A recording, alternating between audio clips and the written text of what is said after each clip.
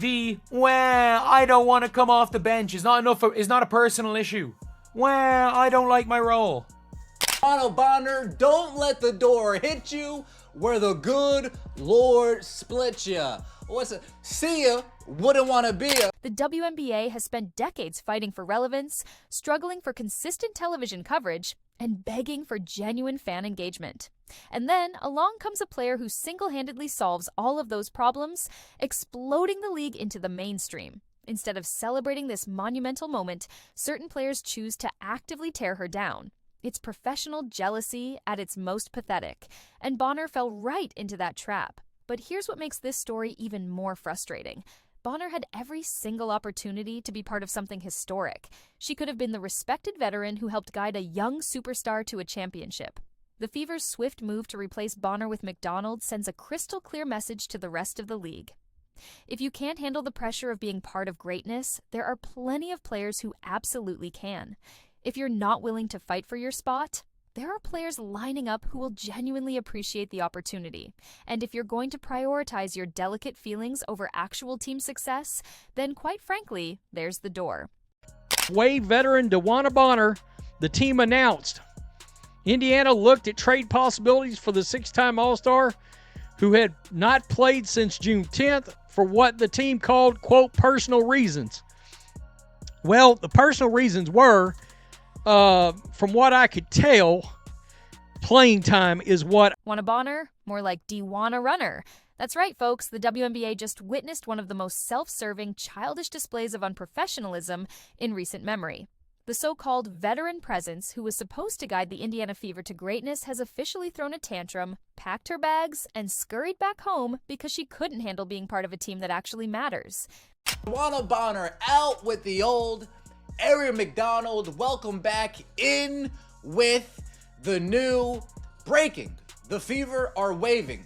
DeWanna Bonner, league sources told the Indy Star, then re-signing Aaron McDonald. Bonner requested a trade after feeling she couldn't find a role on the team after getting benched, along with a bevy of other reasons as we covered yesterday.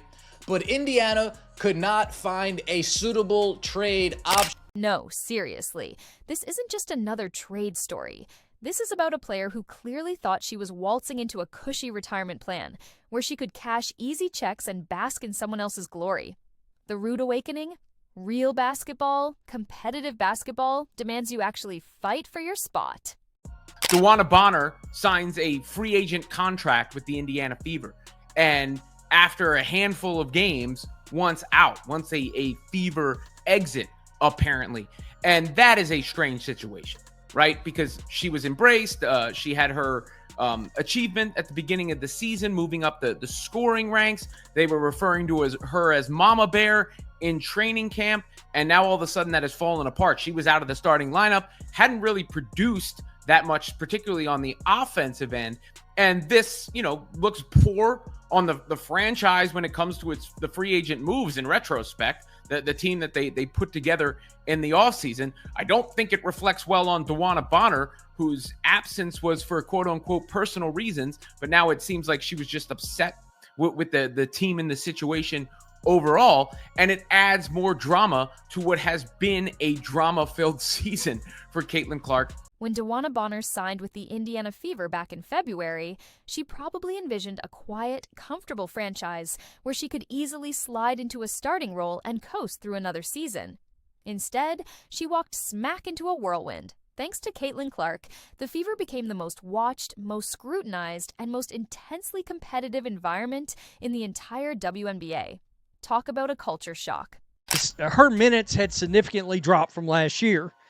Well, in turn, if her minutes drop, a lot of her production numbers that she can see and the rest of the league can see also dropped with it. Look, she's just like Natasha Howard. She looks old on the court. All right, I'm not trying to be this is not ageism. She looks like an older athlete. All right, she looks slower on the court, and the team has been lacking energy. It's been a serious problem. Seriously, long overdue. Let her go to the place where she feels she would be the best. The writing was on the wall from day one, but Bonner's ego was clearly too massive to read it. She started the first 3 games of the season, putting up a dismal average of 2.6 points, while shooting an absolutely embarrassing 2 of 12 from the field. 2 out of 12, people. That's not veteran leadership. That's veteran regression in glaring high definition. She couldn't fit with the rotations of the team. She's upset that Lexi Hall took her spot. That's the truth. Little blonde girl from next door took her spot. That's what it was.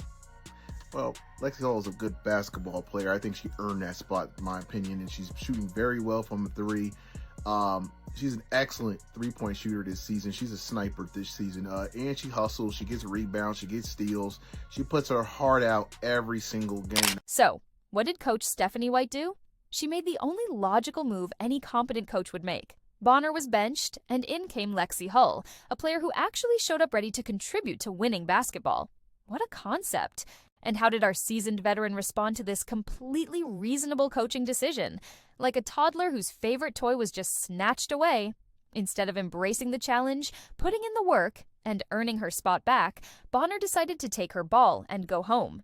She requested a trade, citing that the fit did not work out, which, in basketball speak, translates directly to, I can't handle not being the absolute center of attention. But here's where it gets truly pathetic. Bonner didn't just quietly ask for a trade. She completely abandoned her team, stopped showing up to games, and left her teammates hanging for 5 straight matches, all while citing personal reasons. Her personal reasons? Her feelings got bruised because she realized she might not be good enough to start on a legitimate championship contender. Bonner, don't let the door hit you where the good Lord split ya. What's it? See ya, wouldn't want to be ya, right? I'm not telling you gotta go home, but you gotta get up out of here. DeWanna Bonner out with the old. Aaron McDonald, welcome back in with the new breaking. The Fever are waving. DeWanna Bonner, league sources told the Indy Star, then re-signing Aaron McDonald. Bonner requested a trade after feeling she couldn't find a role on the team after getting benched, along with bevy of other reasons as we covered yesterday. But Indiana could not find a suitable trade option. My first reaction... This goes beyond just basketball skills. It's about character. And DeWanna Bonner's was exposed as paper thin the moment she faced genuine adversity. She signed up to be a veteran leader for a young, developing team. But the instant that team exploded into the kind of viral sensation and high-pressure environment that comes with a generational superstar, she folded faster than a cheap lawn chair. She couldn't stomach being on a team that thrives on Caitlin Clark's energy, because deep down, she desperately wanted to be the star herself. The jealousy is so transparent, it's honestly cringeworthy. Here's a player who spent her entire career in relative obscurity, winning titles on teams nobody really paid attention to, and then suddenly she's thrust into the brightest spotlight women's basketball has ever seen. So the truth is, DeWanna Bonner was butthurt. That's what it comes down to. She was butthurt, her ego was bruised, and she wanted to cry and leave. This is a shame. See, if you're truly a team player, you accept that Lexi Hull's better than you. You accept being a role player and contribute of the way you can. And why do you even care at this point? You're 37 years old. You're making a lot of money for a WNBA player. Why not just ride it out? I don't understand that. You know what it was? She missed her boo thing in Phoenix, and she just want to wiggle her way out so she can go to Phoenix. That's all it was. Instead of embracing the incredible opportunity to be part of something truly historic, she resented it. She resented that 17,000 fans weren't there to see her. They were there to see Caitlin Clark. She resented that every single game was sold out, not because of her veteran presence, but because of a 22-year-old rookie who had already done more for women's basketball than Bonner ever will. But let's zoom out for a second and talk about the real antagonist here. The bitter pressure from the WNBA's so-called old guard. This is a league where veteran players have been comfortably coasting for years, content with their mediocrity, playing in half-empty arenas for audiences that were mostly family and a handful of diehard fans. Then, Out of nowhere comes Caitlin Clark, selling out every single arena, shattering television records, and suddenly the entire world wants to know what the WNBA is all about. And instead of celebrating this seismic shift, these bitter veterans saw it as a direct threat to their cozy, irrelevant little world. Get here. Long story short, DB thought her role was going to be one thing. She came in playing terrible, got benched, and was upset about it. Long story short, Shorty got her record and dipped. That's low-key crazy, y'all. Shorty dipped from the team for personal reasons for 5-6 games and then said she has no intentions on coming back? Because you sucked this year? She really had to be a double agent, dog. There's no way. She a career 29% three-point shooter, but she was shooting 30-footers with us. No bullshit. Like, it's no way. She was missing layups. She was getting blown by, like... The old guard simply couldn't stand that someone so young, so talented, and so incredibly marketable was finally making their league relevant for the first time in decades. They couldn't stomach the idea that their years of paying dues suddenly meant nothing when a rookie could walk in and instantly become the most important player in the entire sport. So they did what insecure people always do. They tried to tear down the person making them look obsolete. And DeWanna Bonner, who should have been a bridge between the old and new eras of the WNBA, instead chose to proudly side with the haters. She genuinely acted like an entitled baby when she realized she might not get unlimited minutes with the Fever, throwing a weeks-long tantrum that culminated in her abandoning her team entirely. Seriously, we're talking about a 37-year-old woman behaving exactly like a high schooler who didn't make varsity. Anybody with any intuition could sort of see that this was getting odd. The amount of time that she had missed with no explanation as to why, no timeline on her return, not making the road trip, all of these things, the lack of information and the basic mystery would be enough to get anybody's spidey sense tingling about this situation. But on top of that, I'll tell you this much. I heard that it was more basketball related than anything else over the weekend. Now, let's talk about where our disgraced former Fever player is reportedly trying to force her way to, because her preferred destinations tell you everything you need to know about her character.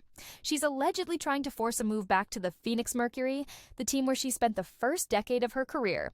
Basically, running back to her comfort zone where she can hide from the pressure of actually being relevant. Or, even more tellingly, she could be headed to the Atlanta Dream, home of Brittany Griner, who famously doesn't like Caitlin Clark. Yes, we all saw that viral moment where Griner allegedly used a slur on Clark after fouling out. These are the types of players Bonner wants to surround herself with, players who have made it abundantly clear they resent everything Caitlin Clark represents. She is literally choosing to align herself with the most toxic elements of the WNBA rather than being part of something positive and transformative. And there's been so much speculation around her absence, but the whole thing was just kind of bizarre, and a lot of Fever fans were speculating that we're not going to see her back. And just today, it was announced that she has no intentions on returning to the Indiana Fever, and her preferred destinations are either Atlanta or the Phoenix Mercury. It's also been reported that the main reason that she wanted to leave is because things felt off from the beginning, and she thought that she would be a starter. But if you guys remember, DB was starting in the beginning of the season, and she honestly just wasn't playing her best. So Lexi Hall moved into that starting position. And then, she has the sheer audacity to release a statement thanking the Indiana Fever, as if she's some gracious professional handling the situation with dignity and class. Who does she think she's fooling? This is like someone burning down your house and then having the nerve to thank you for the matches. You don't get to abandon your team, leave your teammates in the lurch, and then pretend you're taking the high road. But here's the beautiful irony in all of this. The Fever are actually much, much better off without her. They've shed one less toxic player who clearly couldn't handle the spotlight and pressure of being on a team that genuinely matters. They've replaced her with someone who actually wants to be there, someone who truly appreciates the opportunity, and someone who will actually fight for the team, not against it. DeWanna Bonner knew damn well she didn't want to come to Indiana. She knew she didn't want to be there. She knew she didn't want to be there. I think the fix was in. The Phoenix Mercury didn't have the bread to pay her. She said, I'm going to get the bag elsewhere, and then I'm going to force my way out to where within the first half of the season before All-Star, Alyssa Thomas, I'm going to be on your team.